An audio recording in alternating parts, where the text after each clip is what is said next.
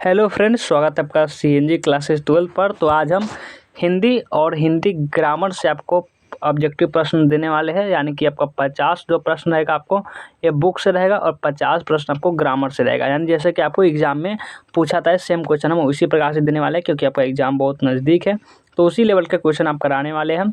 और ये science, arts, commerce सभी स्टूडेंट के लिए है, तो आप निश्चित रहिए और अच्छे तरीके से पढ़ते रहिए। देखिए, सबसे जो पहला प्रश्न है, यहाँ पर क्वेश्चन मार्क मत जाइए, आप उसी प्रश्न को देखिए, ध्यान में रखिए। किस पाठ की युक्ति है? इस संसार से संपृक्त एक रचनात्मक कर्म है, इस कर्म के बिना मानवीयता अधूरी है।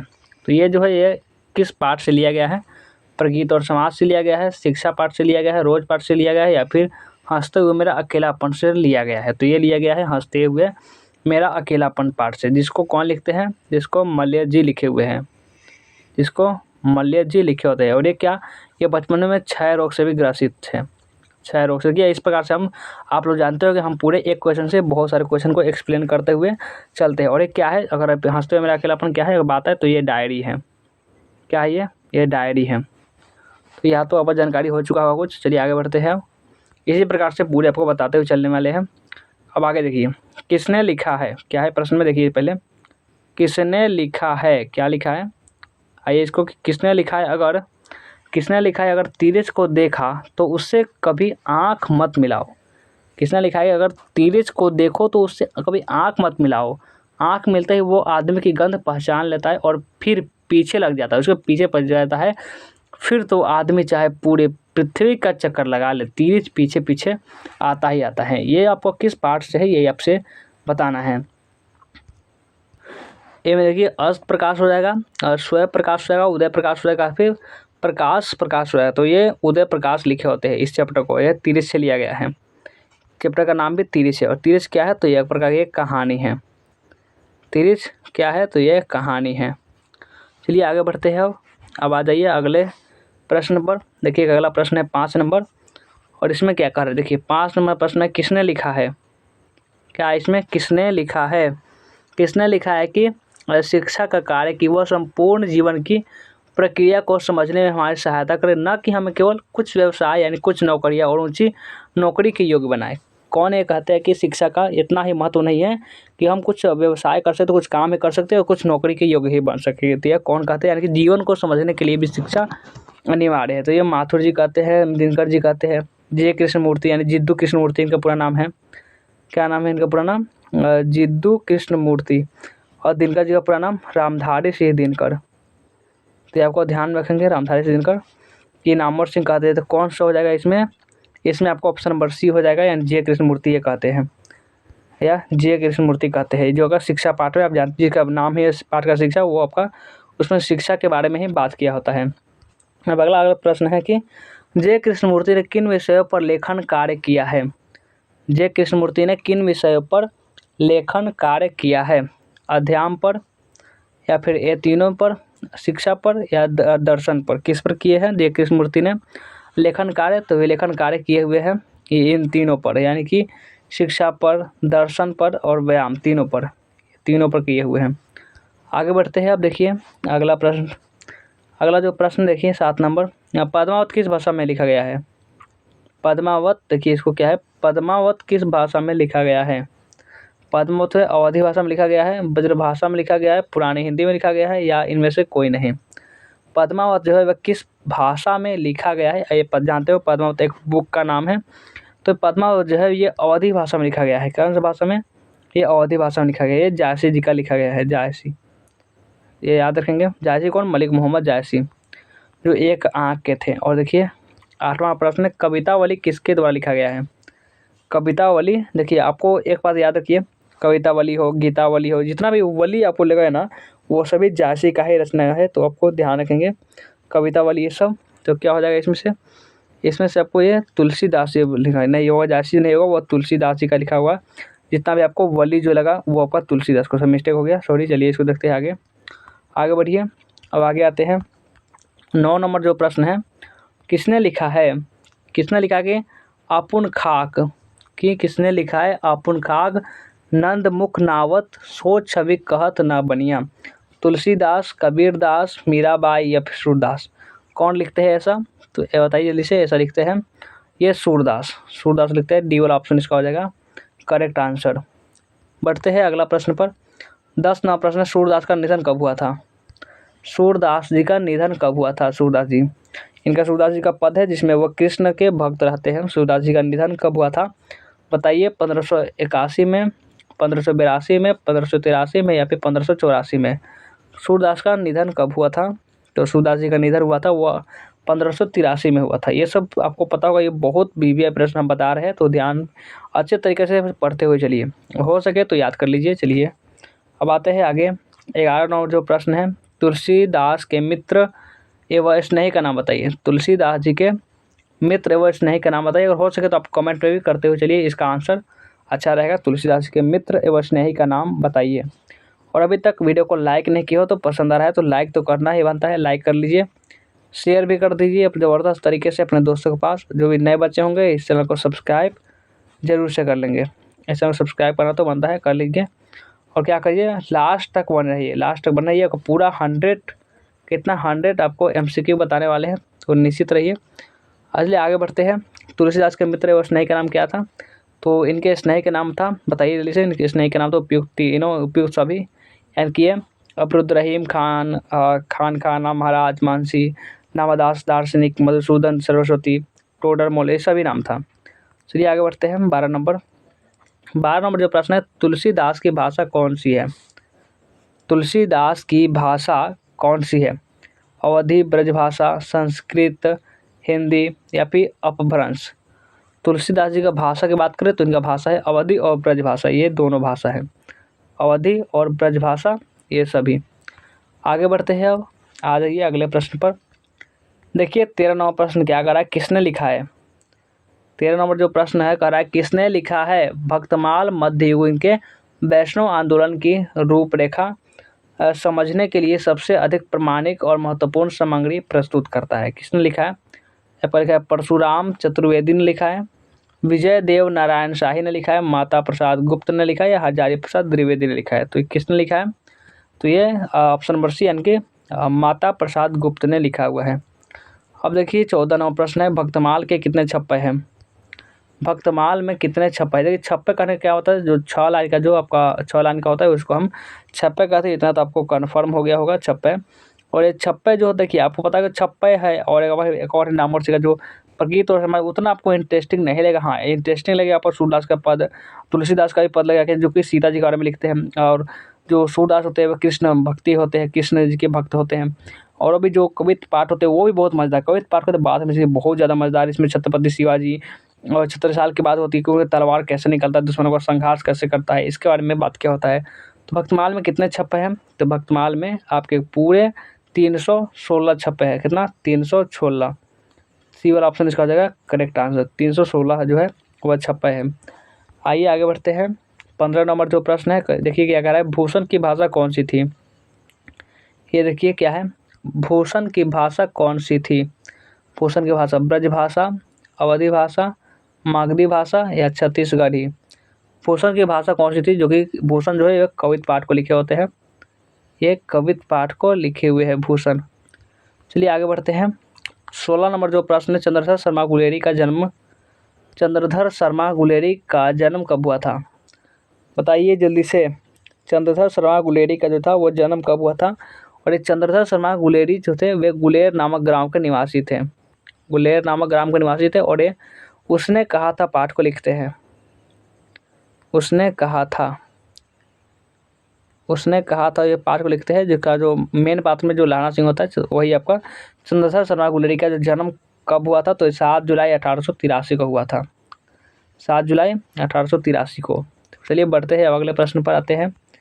अब आ जाइए आपका, देखिए कितना नंबर प्रश्न कर रहा है, 17 नंबर प्रश्न है। 17 नंबर जो प्रश्न क्या कर रहा है कि किस पाठ में यह युक्ति आई है? किस पाठ में यह युक्ति आई है, मृत्यु के कुछ समय पहले स्मृति बहुत साफ हो जाती है? किस पाठ में ये युक्ति आई है कि मृत्यु के कुछ समय पहले क्या करते हैं, स्मृति जो आपको मन में जो चल रही होती है वो बहुत साफ हो जाती है। पूरा जीवन की भर की घटनाएं होती है, एक-एक सामने होती है। आप बचपन में जो काम किए होते हैं, जो आप जवानी में किए होते हैं, जब बुढ़ापा में किए होते हैं, सभी जितने भी प्रकार की जो होती है आपके एक एक करके आपके यानी कि वो बहुत समझ लीजिए फ्लैश चलता है, एक फ्लैश बैक, जैसे आपको जो मूवी वगैरह में आप देखे होंगे वैसा, यानी एकदम चलता है ऐसे कि मृत्यु के कुछ समय पर पूरा जीवन भर आप जो होता है 90 साल, 80 साल, 90 साल, 100 साल जो आप देखे होंगे, जो भी जीवन जिए होते हैं उस कुछ समय में, यानी कि 1 मिनट में मान चलिए पूरा आपको दिखा दिया जाता है। तो ये काट जब लहना सिंह की मृत्यु हो रही थी तब ये बात करता है लहना सिंह, किससे वो बोल रहा है, तो ये वजीरा सिंह से बोल रहा होता है। ये वजीरा सिंह से बोलाते हैं कि वज्र सिंह से हमें एहसास हो रहा है पूरा, क्योंकि वो अपने जो होता है जांघा होता है उसमें अपना सिर रखा होता है, क्योंकि वो गोली वोली लगी होती है लहना सिंह को। तो इसमें क्या कहाँ से लिया गया, तो उसने तो कहा था पाठ में ये बताया गया है। चलिए आगे बढ़ते हैं। अब आइए 18वां प्रश्न को देखिए। बालकृष्ण भट्ट के मन में अध्ययन की रुचि एवं लालसा किसने जगाई? बालकृष्ण भट्ट के मन में अध्ययन यानी कि पढ़ने की रुचि, पढ़ने में उनकी इच्छा किसने जगाई? तो आप बेसिकली बात है उनके माता पिता ने ही जगाई होगी। तो इसमें कौन से किसने जगाई जो बात किया है, तो यह माता पार्वती ने, माता पार्वती ने।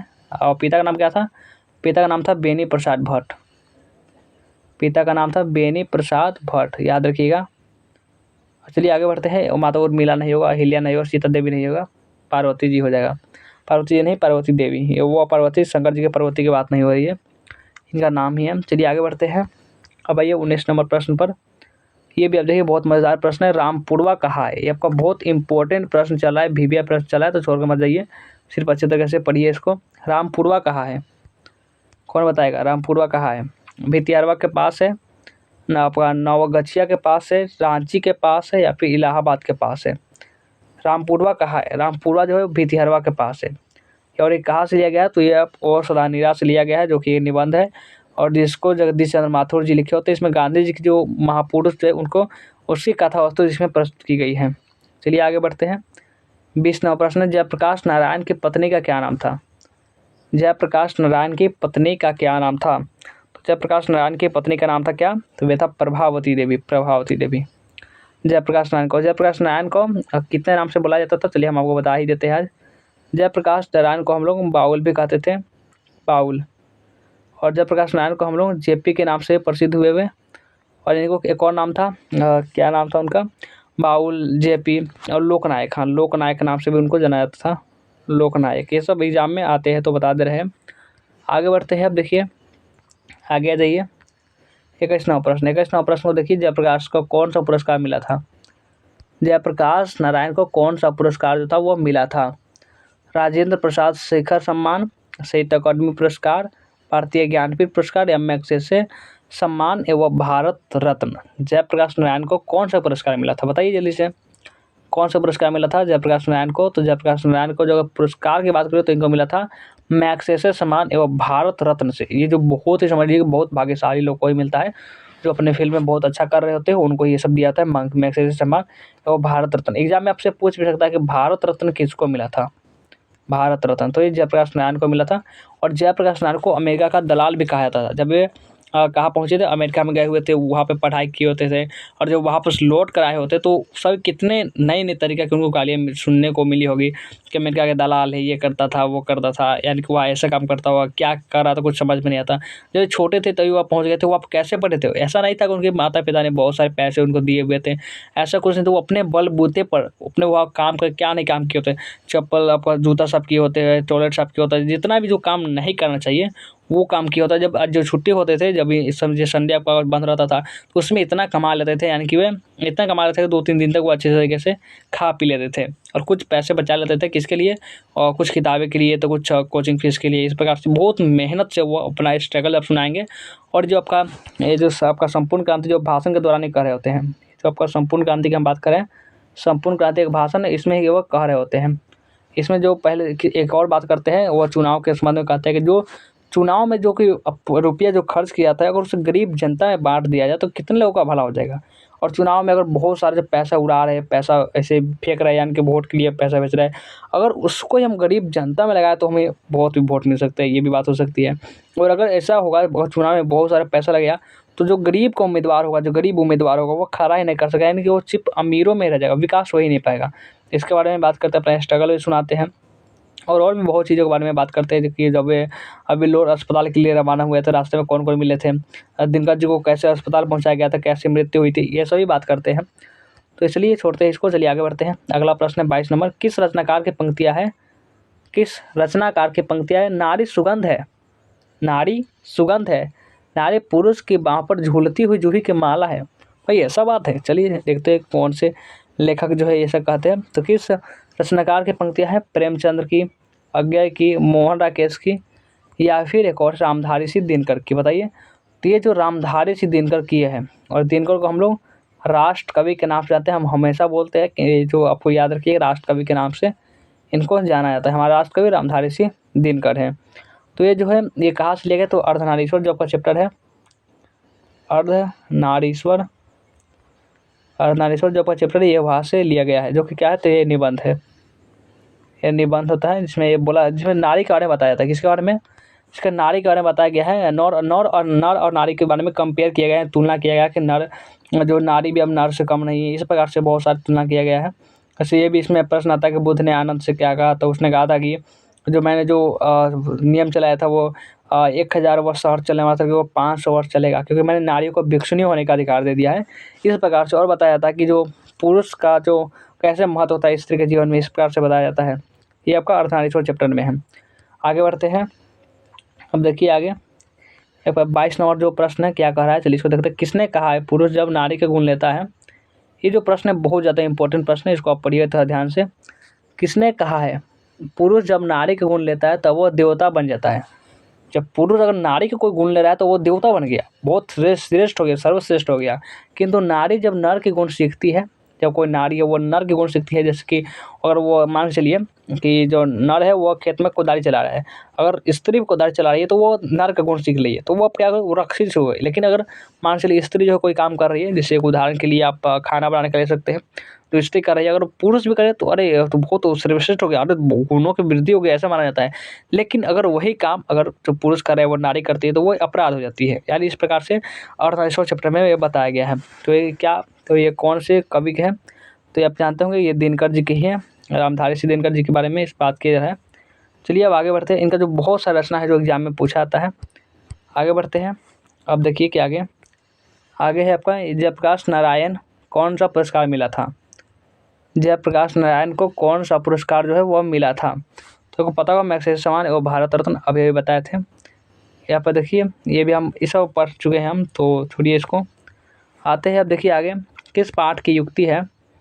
किस पाठ की युक्ति है? देखिए इसको पढ़िए कि केवल कष्ट सहकर ही देश की सेवा की जा सकती है। किस पाठ में आखिर आया है कि केवल कष्ट सहकर ही देश की सेवा की जा सकती है? देशभक्ति इसमें बताया जा रहा है। तो भैया एक ही बात है कि ये लिया गया है एक लेख और एक पत्र से, जिसको भगत सिंह लिखे हुए हैं। और भगत सिंह को कौन नहीं जानता? वो आपको तो बहुत खुश होना चाहिए, हम भी तेरे बहुत खुश थे कि हमारे भगत सिंह जो जिसको हमारे आदर्श है, उनको जो चैप्टर के बारे में पढ़ रहे हैं, अगर हमारे बुक में हिंदी का बुक है उसमें पढ़ रहे तो उसके लिए भी हम मार्क्स दिया जाएगा कि हमें इसके बारे में कोई क्वेश्चन। आपको तो जी जान लगा कर पढ़ना चाहिए कि क्या पढ़े भगत सिंह के बारे में, महापुरुष के बारे में पढ़ रहे, इतने हमारे प्रेरणा के स्रोत के हैं उनको बारे में पढ़ रहे हैं कि उनको माता का नाम क्या था, पिता का नाम क्या था, उनके जीवन के बारे में पढ़ रहे हैं, उन कौन कौन सा रचना की है, तो वो आपको याद करने के पड़ा है। तो इसे आपको बहुत खुशी से याद करना चाहिए, रटना की ज़रूरत ही नहीं पढ़ना चाहिए। किस पार्टी युक्ति केवल कष्ट सहकर ही देश की सेवा की जा सकती है? ये एक लेख एक पत्र से लिया गया है, सिपाही के माँ से लिया गया है, अर्धनारीश्वर से लिया गया है, और ये और सदा कहाँ से लिया गया है? चलिए सभी के बारे में छोटे छोटे बता देते हैं आपको। एक लेख और पत्र पर एक क्या है, तो ये आपको नाम से स्पष्ट है, एक लेख और एक पत्र। सिपाही की माँ ये आपका एकांकी है। क्या ये आपका एकांकी है? इसमें जो बिस्नी होता है, मानक होता है, और मुन्नी होती है, और एक उसमें कुंती भी होती है, जो कि उसमें उसकी जो बिस्नी की पड़ोसन होती है, और जो बिस्नी जो होता है वो मुन्नी और मानक की माँ होती है। इसमें जो एक लड़का होता है जो कि अपनी बहन की शादी के लिए बर्मा के युद्ध में लड़ने के लिए गया होता है। और अर्धनारीश्वर में पता होगा हमने बताया था कि इसमें नर नारी के बारे में बात किया गया है। और सदा नीरा में गंडक नदी को आधार बना के गंडक नदी के बारे में बात किया गया है कि क्या कौन सा जो काम किए थे गांधी जी चंपारण में कब गए थे, 1917 में गए थे। इस प्रकार से बात क्या होता है, अंग्रेजों के बारे में भी उल्लेख है इसमें। अब देखते हैं आगे आइए फटाफट से। 27 नंबर जो प्रश्न है देखिए इसको। 27 नंबर प्रश्न है धांगर शब्द का अर्थ ओराव भाषा में क्या है?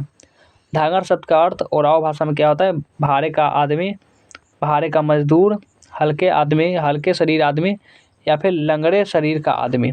धांगर शब्द का अर्थ ओराव भाषा में क्या है बताइए? तो धांगर जो शब्द है उसका ओराव भाषा में अर्थ बात करें तो ये भारे का मजदूर होता है। क्या होता है? भारे का मजदूर। आगे बढ़ते हैं। ये आपका और सदनिया से लिया गया है। मन कैसे ताल है? बहुत मज़ेदार प्रश्न आ गया भाई। मन कैसे ताल है? आपका जो मन है, जो आप सोच रहे हैं, आप अपनी मर्जी से इस वीडियो को देख रहे हैं, तो आपको मन है जो कैसा ताल है? गहरे? बिल्कुल नहीं। छोटे और विशाल, उथले और छिछले, गहरे और विशाल, तो कैसे ताल है मन? मन जो है अब गहरे और विशाल ताल है। देखिए आपको आंसर इसे लिख देते हैं ताकि आपको पूरे बहुत एक मिस्टेक से एक गलती आपको ना कर पाए, तो जाके अगर आपके एग्जाम में 1 नंबर कट जाए। अब आइए 29 नंबर जो प्रश्न है, चलिए इसको पढ़ते हैं। इसमें जो कि 100 प्रश्न बता रहे हो, तो आपको लास्ट तक तो बने रहना होगा। 20 मिनट और रुक जाइए, उसके बाद खत्म हो जाएगा। सिपाही के माँ शीर्षक एकांकी किस संग्रह से ली गई है? सिपाही की माँ जो एकांकी है वो किस संघर्ष से ली गई? ये तो जानते हैं कि सिपाही की माँ है, तभी इसमें इसके पात्र के बारे में भी हम बता दिए। इसमें क्या होता है, इसमें एक ड्रामा भी होता है, जो कि ड्रामा तब एकांकी उसको बोलते हैं, ये कहानी कोई है नहीं। तो सिपाही की माँ जो है एकांकी किस संघर्ष से ली गई है? तो ये अंडे के छिलके वो अन्य एकांकी से ली गई है। अंडे के छिलके और अन्य एकांकी से। पैर तले की ज़मीन नहीं ली गई यहाँ से, आषाढ़ का दिन से भी नहीं लिया गया है, लहरों के राजवंश यहाँ से भी नहीं लिया गया है, वो अंडे के छिलके और अन्य एकांकी से ये लिया गया है। ये वाला ऑप्शन इसका हो जाएगा करेक्ट आंसर। चलिए आगे बढ़ते हैं। अब देखिए 30 नंबर प्रश्न की। किसने कहा प्रबंध काव्य में मानव जीवन का एक पूर्ण दृश्य होता है? किसने कहा है कि प्रबंध काव्य में मानव जीवन का एक पूर्ण दृश्य होता है? नामवर सिंह ने कहा है, मोहन राकेश ने कहा है, आचार्य रामचंद्र शुक्ल ने कहा है, या फिर बालकृष्ण भट्ट ने कहा है? किसने कहा है प्रबंध काव्य में मानव जीवन का एक पूरा दृश्य होता है? तो ये कहा है किसने? तो ये कहा है अपने आचार्य रामचंद्र शुक्ल ने। सी वाला ऑप्शन इसका हो जाएगा करेक्ट आंसर। बढ़ते हैं अब अगला प्रश्न की ओर, देखते हैं अगला प्रश्न। 31 नंबर प्रश्न पर आ जाइए। भूषण का जन्म कहाँ हुआ था? ये देखिए भूषण का जो जन्म हुआ था वो कहाँ हुआ था? भूषण का जन्म टकाटपुर कानपुर उत्तर प्रदेश में, नकवापुर कानपुर उत्तर प्रदेश में, या फिर टकवापुर कानपुर उत्तर प्रदेश में, या तिकवापुर कानपुर उत्तर प्रदेश में? भूषण का जो जन्म कहाँ हुआ था? भूषण का जन्म की बात करें तो ये तिकवापुर कानपुर उत्तर प्रदेश में हुआ था। डी वाला ऑप्शन इसका हो जाएगा करेक्ट आंसर। बढ़ते हैं 32वां प्रश्न पर। 32वां प्रश्न को देखिए। जयशंकर प्रसाद किस काल के कवि हैं? जयशंकर प्रसाद किस काल के कवि हैं? आदिकाल के, आधुनिक काल के, भक्ति काल के, रीति काल के? जो जयशंकर प्रसाद की अगर हम बात करें, जयशंकर प्रसाद ये आधुनिक काल के कवि हैं। किस काल के? आधुनिक काल के। तो याद रखिएगा जयशंकर प्रसाद आधुनिक काल। आगे बढ़िए, आइए और फटाफट से आगे। 33 नंबर जो प्रश्न, जयशंकर प्रसाद के उपन्यासों के नाम लिखें। जयशंकर प्रसाद के उपन्यासों के नाम लिखिए, तो आपका कंकाल भी हो जाएगा, तितली भी हो जाएगा, इरावती भी हो जाएगा, उपयुक्त में से सभी हो जाएगा। डी वाला ऑप्शन इसका हो गया करेक्ट आंसर। तो बढ़िया अगला प्रश्न पर। तो चलिए अब आते हैं 34 नंबर प्रश्न की ओर। इसमें क्या कह रहा है देखिए। सिपाही की माँ एकांकी किस पुस्तक से ली गई है? तो आप जानते हो सिपाही की माँ जो है आपको अंडे के छिलके एवं अन्य एकांकी से ली गई है। अब आइए आगे, अब बढ़ते हैं अगले प्रश्न पर। इसमें आप अगर देख रहे हैं, इसमें 35वां प्रश्न क्या कर रहा है, ऊषा शीर्षक कविता के रचयिता कौन है? ऊषा शीर्षक कविता के रचयिता कौन है? इसमें क्या चीज़ के बारे में बात किया होता है, चलिए आपको पहले वो बता देते हैं। इसमें यह बात किया होता है, जैसे आपको सुबह होता है तो जो सूर्य की किरणें आ रही होती है और अंधकार जा रहा होता है, तो उसी काल को हम ऊषा काल कहते हैं। इसमें बात किया होता है। तो ऊषा शीर्षक कविता का रचयिता कौन हो जाएंगे? तो ऊषा यानी कि ऊषा चैप्टर का रचयिता शमशेर बहादुर सिंह हो जाएंगे। तो बढ़िया अगला प्रश्न पर आइए। अब 36 नंबर प्रश्न को देखिए। किसने लिखा है जादू टूटता है? ये भी आपका ऊषा चैप्टर से लिया गया है। किसने लिखा है जादू टूटता है, इस ऊषा का अब सूर्योदय हो रहा है? तो यह भी आपका लिखते हैं, ये शमशेर बहादुर सिंह ही इसको लिखते हैं। तो अब बढ़ते हैं अगले प्रश्न पर। आइए और देखिए अगला प्रश्न 37 नंबर, और इसमें है कि कवि गजानन माधव मुक्तिबोध का जन्म कब हुआ था? कवि गजानन माधव मुक्तिबोध का जन्म कब हुआ था? 12 नवंबर 1916 को, 13 नवंबर 1917 को, 14 नवंबर 1918 को, या फिर 15 नवंबर 1919 को? कवि गजानन माधव मुक्तिबोध का जन्म कब हुआ था? तो कवि गजानन माधव मुक्तिबोध का जन्म 13 नवंबर 1917 में हुआ था। 13 नवंबर 1917 में। बढ़े अगला प्रश्न पर। आइए 38वां प्रश्न, कवि रघुवीर सहाय का जन्म कब हुआ? कवि रघुवीर सहाय का जन्म कब हुआ था? 12 सितंबर 1932 को, 9 दिसंबर 1929 को, 10 दिसंबर 1930 को, या 11 दिसंबर 1931 को? कवि रघुवीर सहाय का जो अगर जन्म के बारे में बात करेंगे तो ये हुआ था 9 दिसंबर 1929 को। बी वाला ऑप्शन इसका हो जाएगा करेक्ट आंसर। 20वां नंबर प्रश्न पर आइए। क्या कह रहा है, चलिए इसको देखते हैं। हर्षना किसका प्रतिनिधि है? अर्चना किसका प्रतिनिधि है? संपन्न आदमी का प्रतिनिधि है। आम आदमी का प्रतिनिधि है जिसकी हालत में आज़ादी के बाद बदलाव नहीं आया। जो अर्चना है वो किस आदमी का प्रतिनिधि है, ये आपसे पूछा जा रहा है। विपिन आदमी का प्रतिनिधि है, कृपण आदमी का प्रतिनिधि है। आगे अर्चना जो है किसका प्रतिनिधि करता है, तो अर्चना जो है वे क्या है, तो वे आम आदमी का प्रतिनिधि है जिसकी हालत में आज़ादी के बाद बदलाव नहीं आया। 40 नंबर प्रश्न देखिए, कवि विनोद कुमार शुक्ल को कौन सा सम्मान मिला था? कवि विनोद कुमार शुक्ल को कौन सा सम्मान इसको दिया गया था? रघुवीर साहित्य स्मृति पुरस्कार, जो कि 1952 में दिया गया था। दयावती मोदी कवि शेखर सम्मान, जो 1997 में दिया गया था। साहित्य अकादमी पुरस्कार, जो 1999 में दिया गया था। और उपयुक्त सभी, ये सब CBA सभी हो जाएगा। आगे बढ़ते हैं। अब देखिए आगे जाइए। अब देखिए आगे क्या कह रहा है। 41 नंबर प्रश्न आ गया। 41 नंबर जो प्रश्न है कि कवि अशोक वाजपेयी का जन्म स्थान कहाँ है, जो कि कौन चैप्टर को लिखे हुए हैं? अशोक वाजपेयी जो है वो आपका हार जीत जो चैप्टर है उसको लिखे होते हैं। इसमें यह बात क्या होता है कि किसकी विजय हुई कुछ पता ही नहीं है, जो जनता जय जयकार मनाई चल रही है कि यानी कि हमारी जीत हो गई, इस प्रकार से कुछ पता ही नहीं है। यानी 4 लोग युद्ध पर गए हुए हैं, तो वो 4 लोगों को पता होगा कि हम लोग क्या हुआ, हाँ हमें शत्रु सेना हमारे पर भारी पड़ा था, हम उस पर हमला कर रहे थे, क्या हुआ ये 4 लोग ही जानते हैं। बाकी सब तो ये जो बताएंगे, ये जो क्या करेंगे बताएंगे वही से जानेंगे। तो इसके लिए क्या करता है, तो अब जनता अगर बोल रहा है कि हम जीत गए, हार के भी आ रहा है और कह रहा है हम जीत गए, तो आप सभी मानेंगे कि हम जीत गए। तो इसी प्रकार से इसमें बताया जाता है। तो कवि अशोक वाजपेयी का जन्म स्थान कहाँ है, तो कवि अशोक वाजपेयी का जन्म स्थान है दुर्ग छत्तीसगढ़। कहाँ है, दुर्ग छत्तीसगढ़ है। और बढ़िए आगे प्रश्न, अगला प्रश्न है 42 नंबर के, बिना फेरे घोड़ा बिगड़ता है और बिना लड़े सिपाही, यानी बिना फेरे यानी कि बिना उसको काम में लिए, बिना फेरे घोड़ा बिगड़ता है और बिना लड़े सिपाही। ये पंक्ति किस कहानी, देखिए ऐसा पंक्ति बोलने के लिए जज्बा चाहिए भाई, जज्बा चाहिए ऐसा बोलने के लिए कि बिना फेरे घोड़ा बिगड़ता है बिना लड़े सिपाही। यानी बोलते लाना सिंह की सिपाही जाओ एकदम धावा हो जाए तो देह में गर्मी आ जाए, एक बार हम दौड़ा दौड़ा कर मारेंगे जर्मनी वाले को तो हमारे शरीर में गर्मी आ जाएगा, इस प्रकार से। तो ये कहाँ से लिया गया है, उसने कहा से लिया गया है, जो एक कहानी है। ये कहानी, इसमें अगर बात करें ये पहला ऐसा कहानी, इसमें प्रेम के बारे में आपको चर्चा मिलेगा, युद्ध के बारे में मिलेगा, या फिर बहुत सारे इसमें बात किए होते हैं। जैसे 5 से आपका बहुत सारे इसमें क्या होता है कि इसमें दृश्य है, यानी कि इसमें आपका एक बार युद्ध में आपको भी पता चलेगा, युद्ध के बारे में भी। और इसमें लहना सिंह के जो कितना लहना सिंह के पास दिमाग है ये भी आपको सीखने को मिलेगा। पढ़ते हैं अगला प्रश्न पर आइए। अब देखते हैं ये 43वां प्रश्न की, कवि ज्ञानेंद्र पति का जन्म कहाँ हुआ था? कवि ज्ञानेंद्र पति का जन्म हो वह कहाँ हुआ था? स्वर्णगामा गोडा छत्तीसगढ़ में, मिट्टीगामा गोडा झारखंड में, पथरगामा गोडा झारखंड में, या फिर लोहरगामा गोडा झारखंड में। कवि ज्ञानेंद्र पति का जन्म कहाँ हुआ था? तो कवि ज्ञानेंद्र पति का जन्म पथरगामा गोडा झारखंड में हुआ था। सी वाला ऑप्शन इसका हो जाएगा करेक्ट आंसर। आइए अब आगे 44वां प्रश्न, हेनरी लोपेज का जन्म कहाँ हुआ था? ये हेनरी लोपेज जो है ये कहाँ से कहाँ के हैं? तो ये प्रतिपूर्ति के हैं।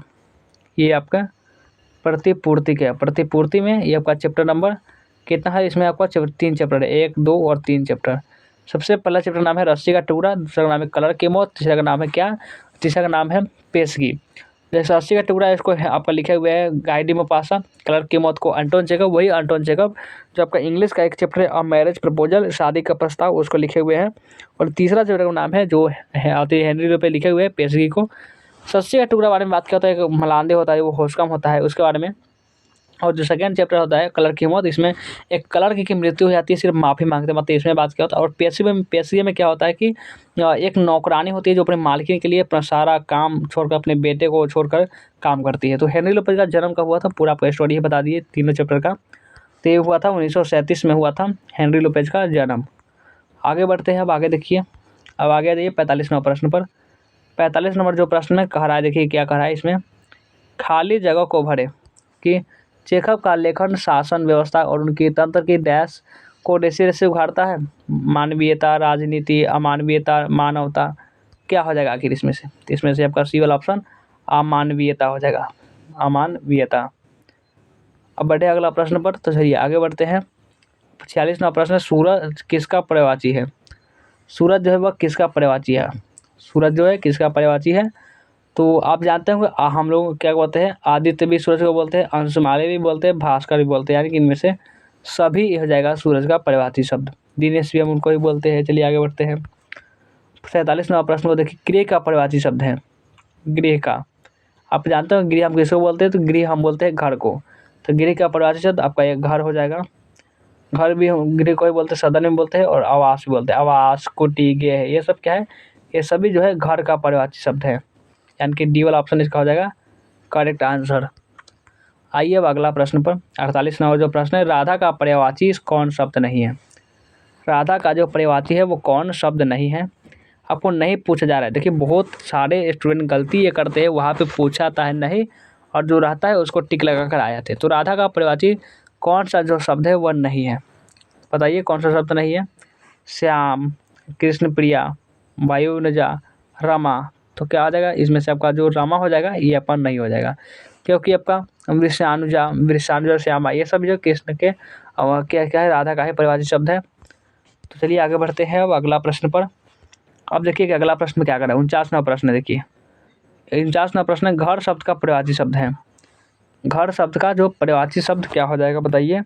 घर शब्द का पर्यायवाची शब्द निकेतन हो जाएगा, ताम्रस हो जाएगा, नलिन हो जाएगा, प्रभा हो जाता है, वह क्या हो जाएगा इसमें से निकेतन हो जाएगा। निकेतन इसका हो जाएगा करेक्ट आंसर।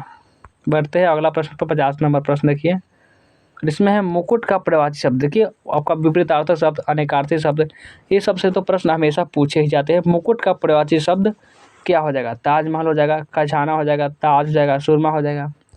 क्या हो जाएगा, मुकुट का पर्यायवाची शब्द हो जाएगा ताज। ताज आपको होता है जो सिर पर पहनाया जाता है उसको ताज बोलते हैं, इतना हमें बताने की जरूरत तो नहीं है। इसलिए देखते हैं इसका प्रश्न 51 और जो प्रश्न विग्रह का विपरीत सार्थक शब्द क्या हो जाएगा। विग्रह का विपरीत शब्द क्या हो जाएगा, संधि हो जाएगा, समास हो जाएगा, आग्रह हो जाएगा या फिर परिग्रह हो जाएगा। विग्रह का जो विपरीतार्थक शब्द की बात करें तो विग्रह का विपरीतार्थक संधि हो जाएगा। क्या हो जाएगा, संधि, विग्रह संधि। 52 और प्रश्न होते गुस्सा शब्द है, गुस्सा आपका फेवरेट शब्द गुस्सा। गुस्सा शब्द क्या है, तो ये स्त्रीलिंग है, पुल्लिंग है, उभयलिंग है, इनमें से कोई नहीं। गुस्सा जो शब्द है ये क्या है, तो गुस्सा शब्द ये एक प्रकार का ये पुल्लिंग शब्द है। गुस्सा शब्द पुल्लिंग शब्द है। तो अब आइए आगे बढ़ते हैं अब आगे थोड़ा देखिए। ये देखिए आपका कितना नंबर 53 नंबर प्रश्न करा है, गीला शब्द का विलोम होगा। गीला शब्द का विलोम होगा। गीला शब्द क्या है, नरम है, कड़ा है, सूखा है, भीगा है। गीला शब्द का विलोम शब्द क्या हो जाएगा, गीला शब्द का विलोम शब्द हो जाएगा सूखा। गीला सूखा, सी वाला ऑप्शन इसका हो जाएगा करेक्ट आंसर। देखिए आपका जो विपरीतार्थ शब्द यानी कार्थ शब्द है इसको आपको पहले से बिना आपको पढ़े आपको पता होना चाहिए, क्योंकि सब जो आपको आम शब्द है आप बचपन से पढ़ते सुनते आ रहे हैं।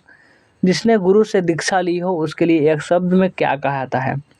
जो उसने गुरु से दीक्षा ली और शिक्षा ली होती तो हम उसको शिक्षित कहते, लेकिन दीक्षा ली है तो उसको क्या कहते हैं, उसे हम दीक्षित कहेंगे, दीक्षित।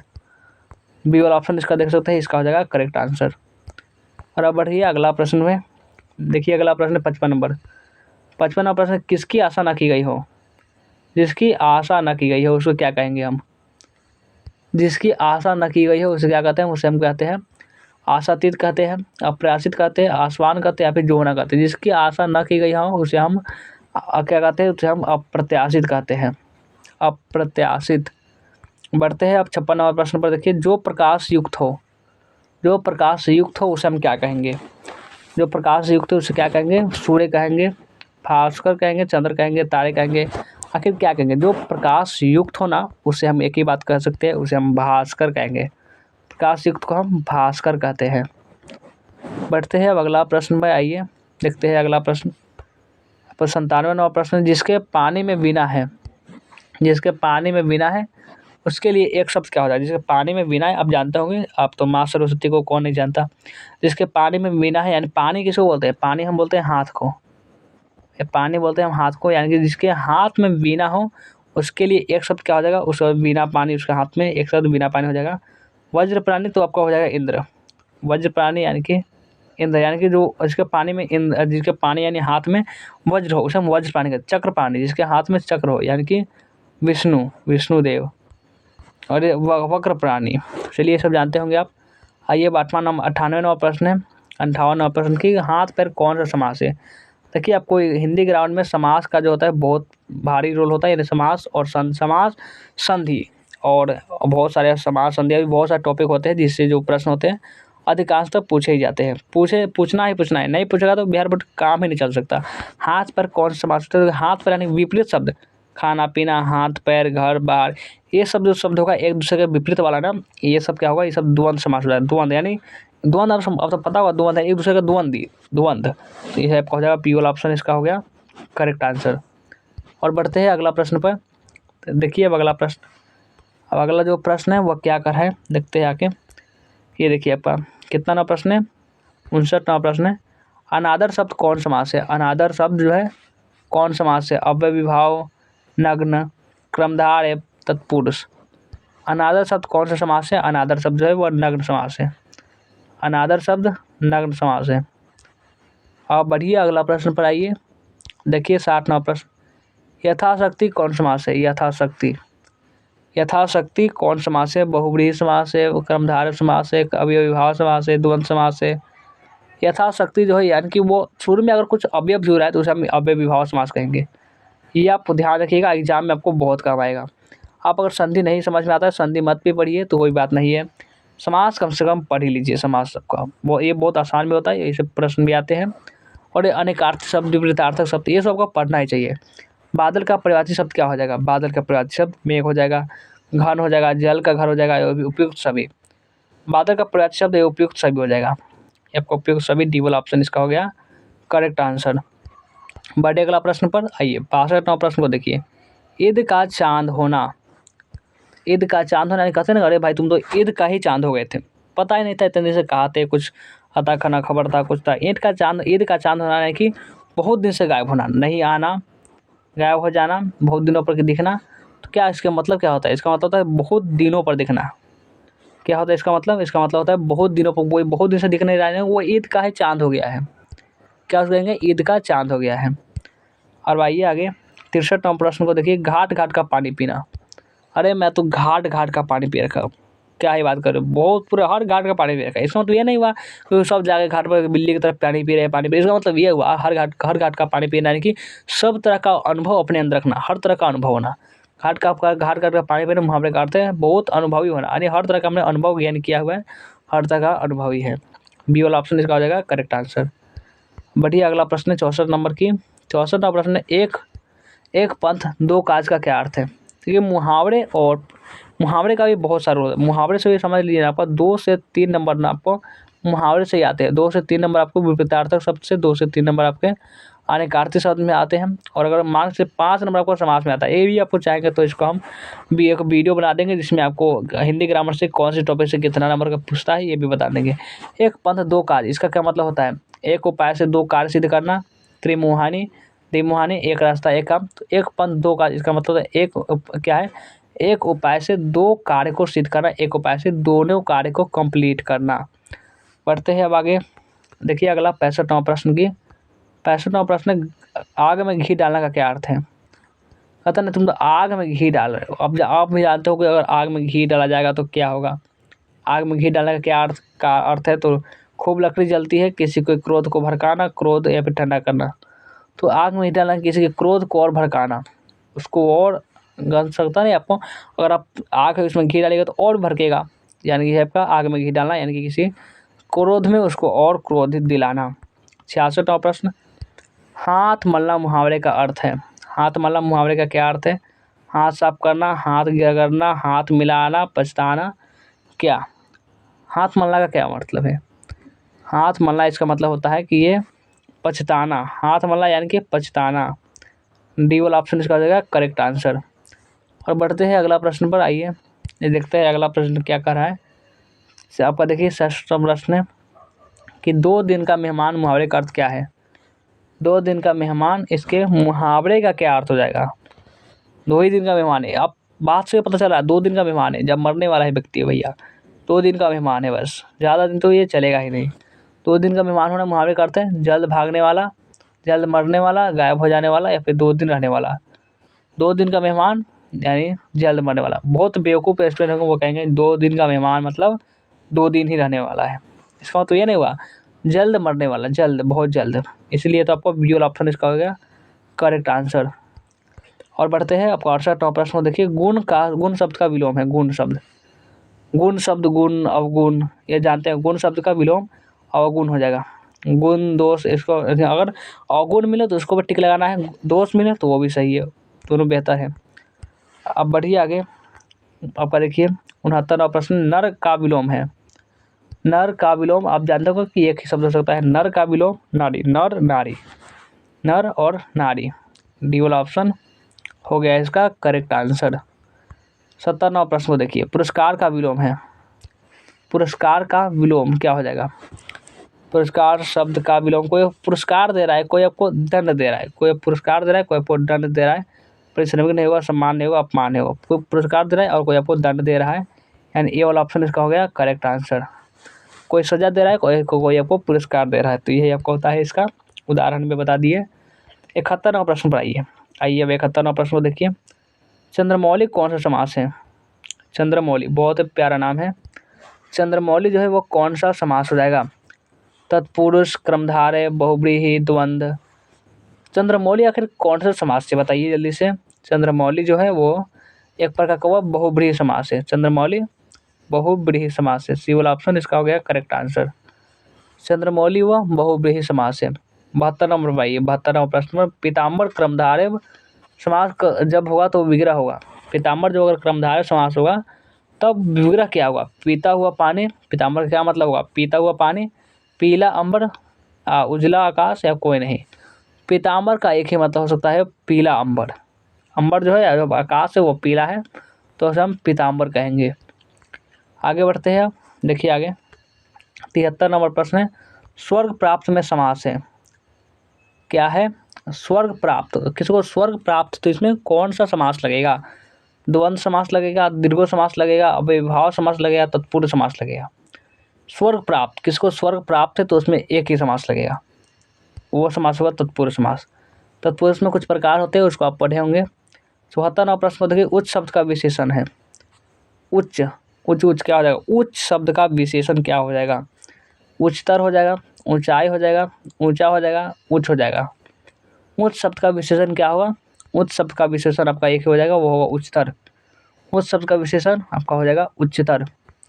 आगे आइए, अगला प्रश्न पर आइए। आप देखिए 75वां प्रश्न। 75वां प्रश्न को देखिए, गुणवाचक विशेषण कौन है? गुणवाचक जो है विशेषण कौन हो जाएगा? बहुत ही मज़ेदार प्रश्न है, जवाब दीजिए। गुणवाचक विशेषण कौन हो जाएगा? पुराना हो जाएगा, 50 हो जाएगा, 5 का क्रिस्टल हो जाएगा, या फिर वह घर मेरा है। गुणवाचक विशेषण का एक ही मतलब होगा, वो होगा पुराना। गुणवाचक यानी कि पुराना, ये वाला ऑप्शन इसका करेक्ट आंसर। चलिए आगे बढ़िए, आगे बढ़ते हैं। इसको पहले तो देखिए, इस पर प्रश्न 76 नंबर की, व्यापार शब्द का विशेषण क्या होगा? व्यापार शब्द बहुत ही अच्छा शब्द है। व्यापार शब्द का विशेषण व्यापारी, व्यवसाय, व्यापारिक या इनमें से कोई नहीं। व्यापार शब्द का विशेषण अगर बात करेंगे तो व्यापार शब्द का विशेषण व्यापारिक ही होता है। व्यापार, व्यापारिक, ये सब तो आपको आँख बंद कर आपको लगाने वाला है, यानी कि शब्द देखे और टिक मार दिए, ऐसा वाला। बढ़ते हैं अगला प्रश्न पर। देखिए अगला प्रश्न में है कि 77 में कांटा शब्द का विशेषण क्या होगा? कांटा शब्द का विशेषण क्या होगा? काल होगा, कटीला होगा, कांटे होगा, नुकीला होगा। कांटा जो शब्द का विशेषण होगा, इसका विशेषण आपका हो जाएगा कटीला। कांटा होगा, कटीला हो जाएगा, बी वाला ऑप्शन। चलिए आगे बढ़िए, आगे बढ़ते हैं। 78वां प्रश्न को, अनुभव शब्द है। अनुभव जो है वह क्या शब्द है? स्त्रीलिंग है, पुल्लिंग है, उभयलिंग है, इनमें से कोई नहीं। अनुभव जो है वो पुल्लिंग शब्द है। अनुभव पुल्लिंग शब्द, बी वाला ऑप्शन इसका हो जाएगा करेक्ट आंसर। चलिए आगे बढ़िए, अब आते हैं आगे। आगे देखिए 69वां प्रश्न, चील कौन लिंग है? चील जो है वो कौन लिंग है? चील कौन लिंग है? पुल्लिंग है, स्त्रीलिंग है, उभयलिंग है, कोई नहीं। चील जो है वो कौन सा लिंग है? चील जो है आपका ये स्त्रीलिंग है। चील क्या है? चील जो है स्त्रीलिंग है। 80वां प्रश्न देखिए, कयामत कौन लिंग है भाई? कयामत, कयामत आ जाएगी, अब नहीं पढ़ोगे कयामत आ जाएगी। कयामत में कौन लिंग हो जाएगा? पुल्लिंग हो जाएगा, उभयलिंग हो जाएगा, स्त्रीलिंग हो जाएगा, इनमें से कोई नहीं। कयामत में कौन सा लिंग हो जाएगा? तो कयामत में आपका स्त्रीलिंग हो जाएगा, कयामत स्त्रीलिंग। सी वाला ऑप्शन इसका हो गया करेक्ट आंसर। कयामत में जाहिर सी बात है स्त्रीलिंग ही होता है। तो बढ़िए आगे देखिए, अब कितना प्रश्न इसमें क्या कह रहा है। ये जब 81वां प्रश्न है, इसमें है अनचाहा शब्द में उपसर्ग बताइए। देखिए उपसर्ग और प्रत्यय, उपसर्ग और प्रत्यय बहुत इंपॉर्टेंट टॉपिक है, आता है लगभग समझ लीजिए कि आपका उपसर्ग और प्रत्यय से ही आपका 5 नंबर क्लियर हो जाएगा। आप जो आपका हिंदी और इंग्लिश है ना, इसमें तो आपको दोनों में 95, आपको 96, 97 इस प्रकार से नंबर आपको 98 तक बच्चा आसानी से उठा सकते हैं। इतना आपको कोई दिक्कत नहीं है, कोई काटने वाला नहीं। अगर इस प्रकार से आप अच्छे तरीके से पढ़ेंगे तो इतना नंबर आसानी से आप ला सकते हैं। फिजिक्स केमिस्ट्री में थोड़ा मुश्किल होता है, तो उसमें आपको बहुत ध्यान से पढ़ना होता है। अनचाहा शब्द में उपसर्ग बताइए। क्या हो जाएगा? अनचाहा शब्द में उपसर्ग बताइए। अनचाहा शब्द में उपसर्ग आपका अन हो जाएगा, अन। बी वाला ऑप्शन इसका हो गया करेक्ट आंसर। बढ़ते हैं अब 82वां प्रश्न में। दर्शनीय शब्द में प्रत्यय बताइए। दर्शनीय शब्द में क्या प्रत्यय हो जाएगा? यह हो जाएगा, ये हो जाएगा, ये हो जाएगा, अनीय हो जाएगा। दर्शनीय शब्द में जो प्रत्यय, जो अंतिम शब्द है दर्शनीय, यानी अनीय हो जाएगा, अनीय। डी वाला ऑप्शन इसका हो जाएगा करेक्ट आंसर। बढ़ते हैं अब अगला प्रश्न पर। देखिए अगला प्रश्न में क्या कह रहा है। 83 नंबर प्रश्न देखिए। लुटेरा में कौन सा प्रत्यय हो जाएगा? लुटेरा, चोर, लुटेरा, डाकू। लुटेरा में कौन सा प्रत्यय है? रा है, तेरा है, या है, ओ या आ है। लुटेरा में कौन सा प्रत्यय है? तो लुटेरा में है एरा प्रत्यय। लुटेरा, लुटेरा, लास्ट में क्या आ रहा है? आपका एरा आ रहा है, तो इसलिए आपको लुटेरा में एरा प्रत्यय है। 84 नंबर प्रश्न के पढ़ाई में प्रत्यय बताइए। पढ़ाई, पढ़ाई, पढ़ाई, पढ़ाई, पढ़ाई। अब क्या आ जा रहा है? पढ़ाई में क्या आ रहा है? पढ़ाई में बार बार आपको सिर्फ आ रहा है वह है आपका आई, पढ़ाई, पढ़ाई। देखिए आप देखिए प्रत्यय, देखिए जो लास्ट में शब्द लग रहा है उस वही आपका प्रत्यय हो जाएगा। शुरू में लग रहा है यानी कि आपको बोल कर देखिए, सबसे अच्छा तरीका है बोल कर देखिए, आपको जो लग रहा है वही आपका होगा आंसर। आते हैं अगला प्रश्न में। 85 नंबर प्रश्न है। आंशिक शब्द में प्रत्यय है। आंशिक शब्द में बताइए कि क्या प्रत्यय है। आप अगर कमेंट करते नहीं चले, कमेंट करते हुए चलिए। कमेंट करने से क्या होगा? आपको ऐसा नहीं कि हाथ दुख जाएगा, कमेंट करेंगे तो बहुत अच्छा रहेगा। आपको पता लगेगा हम भी जवाब दे रहे हैं। आंशिक शब्द में कौन सा प्रत्यय है? आंशिक, आंशिक, आंशिक। अभी बात बोल कर देखिएगा तो आपको पता चलेगा आंशिक शब्द में जो है वह एक प्रत्यय आंशिक। आंशिक आपका उपसर्ग और प्रत्यय में एक भी प्रश्न को इतना प्रैक्टिस कर लेना है कि आपको एक से प्रश्न गलती से ना हो सके, एक भी प्रश्न गलती ना हो सके। अंधे की लकड़ी मुहावरे का अर्थ है। अंधे की लकड़ी यानी कोई कहता नहीं कि उसका माँ बाप का वह बेटा जो है वो अंधे की लकड़ी है। अंधे की लकड़ी यानी कि एकमात्र सहारा। क्या है? अंधे की लकड़ी मतलब एकमात्र सहारा। बिल्कुल सहारा, असहाय होना नहीं, लकड़ी का चलना नहीं, कमज़ोर होना नहीं। अंधे की लकड़ी है मतलब कि उसका सिर्फ एकमात्र ही सहारा है। ए वाला ऑप्शन इसका हो जाएगा करेक्ट आंसर। किसी का कहता है वो भी चला जाता है, एकमात्र का सहारा भी। आइए अब अगला प्रश्न 44 नंबर। इसमें देखिए तुम्हें क्या चाहिए? सर्वनाम। तुम्हें क्या चाहिए? कौन सा सर्वनाम है? निजवाचक, प्रश्नवाचक, संबंधवाचक, निश्चयवाचक। तुम्हें क्या चाहिए? कौन सा सर्वनाम है? तुम्हें क्या चाहिए इसका मतलब है प्रश्नवाचक है। तुम्हें क्या चाहिए? कोई आपको प्रश्न कर रहा है, तुम्हें क्या चाहिए भाई? प्रश्न कर रहा है वो। बढ़िया आगे 88 नंबर प्रश्न। भवन शब्द है, कितना मज़ेदार शब्द है भाई भवन। स्त्रीलिंग है, पुल्लिंग है, उभयलिंग है, इनमें से कोई नहीं। भवन शब्द क्या है? तो भवन शब्द जो है वो आपका पुल्लिंग है। भवन शब्द पुल्लिंग है। भवन शब्द जो है वो पुल्लिंग है। अब बढ़िए आगे ये 8-9 आपका 89वां प्रश्न है। काठ मारना मुहावरे का क्या अर्थ है? काठ मारना बहुत ही प्यारा शब्द है भाई। काठ मारना जो है मुहावरे का क्या अर्थ है? स्तंभ रहना, आपका चोट लगना, हताश होना, इनमें से कोई नहीं। काठ मारना इसका क्या मतलब है? काठ मारना यानी स्तंभ रहना। काठ मारना, स्तंभ रहना। आगे बढ़िए आगे अब 90 नंबर प्रश्न देखिए। नदी शब्द है, नदी। नदी कौन सा शब्द है? स्त्रीलिंग है, पुल्लिंग है, उभयलिंग है, इनमें से कोई नहीं। नदी से शब्द है वो स्त्रीलिंग शब्द है। नदी स्त्रीलिंग शब्द है। अब बढ़ते हैं आगे बढ़िए फटाफट से। अब आगे देखिए 91वां प्रश्न को देखिए। जी का लिंग निर्णय करें। जी का लिंग निर्णय करें। क्या इस उभयलिंग है, स्त्रीलिंग है, पुल्लिंग है, या इनमें से कोई नहीं। जी का जो लिंग निर्णय करना है तो इसका हो जाएगा सी वाला ऑप्शन, जी पुल्लिंग हो जाएगा। 92वां प्रश्न को निश्चय का संधि विच्छेद है। निश्चय का संधि विच्छेद है। नि जोड़ चय, निस जोड़ चय, निस जोड़ चय, या फिर इनमें से कोई नहीं। निश्चय का जो संधि विच्छेद होगा वो होगा आपका नि जोड़ चय। आगे बढ़िए देखिए आगे क्या कह रहा है। 53 नंबर प्रश्न को। नायक का संधि विच्छेद है। एक नायक, नायक का क्या हो जाएगा? ने जोड़ अक, न्याय जोड़ अक, नी जोड़ अक, या फिर ना जोड़ अक। नायक का जो संधि विच्छेद होता है वो होता है नय जोड़ अक। ये वाला ऑप्शन इसका हो जाता है करेक्ट आंसर। 94वां प्रश्न देखिए। विद्यार्थी का संधि विच्छेद है। विद्यार्थी, स्टूडेंट, विद्यार्थी का संधि विच्छेद क्या हो जाएगा? विधा जोड़ अर्थी, विधा जोड़ थी, विधा जोड़ अर्थी, इनमें से कोई नहीं। विधार्थी का संधि विच्छेद देखिए हो जाता है, वो होता है विधा जोड़ अर्थी। आइए अब अगला प्रश्न पर देखिए। अगला प्रश्न 95वां प्रश्न को देखिए। 95वां प्रश्न, अन्वेषण का संधि विच्छेद होगा। अन्वेषण का जो होगा वह संधि विच्छेद क्या हो जाएगा? अम्ब जोड़ ऐसन, अन जोड़ ऐसन, अनु जोड़ ऐसन या फिर अन्वे जोड़ असन। अन्वेषण का संधि विच्छेद होगा वो होगा सिविल ऑप्शन यानी कि अनु जोड़ ऐसन। अनु जोड़ ऐसन इसका हो जाएगा। 96 यानी 96वां प्रश्न है, यथेष्ट शब्द का संधि विच्छेद क्या होगा? देखिए संधि विच्छेद देख तो कितना वर्षन है। यथेष्ट शब्द का संधि विच्छेद यथा जोड़ इष्ट, यथे जोड़ शिष्ट, य जोड़ थेष्ट या फिर यथेष्ट प्लस ट। यथेष्ट का संधि विच्छेद ये वाला ऑप्शन इसका हो जाएगा। बढ़िए अगला प्रश्न पर आइए। ज़्यादा प्रश्न नहीं बचा हुआ है, थोड़ा और है बस, इसको पढ़िए। हा से पद का विच्छेद क्या होगा? देखिए संधि विच्छेद छोड़ते हैं अब, इससे कोई फ़ायदा है नहीं। तो आज का एक क्लास कैसा लगा हमें कमेंट करके जरूर बताएंगे। कमेंट तो आपको करना ही है, कमेंट नहीं करते हमें बताना है कि आज का क्लास कैसा लगा। और वीडियो को लाइक नहीं किए तो लाइक कर लेंगे, शेयर कर देंगे, जो भी नए बच्चे होंगे इस चैनल को सब्सक्राइब कर लेंगे। चलिए वीडियो को एंड करते हैं और मिलते हैं फिर से नेक्स्ट वीडियो में।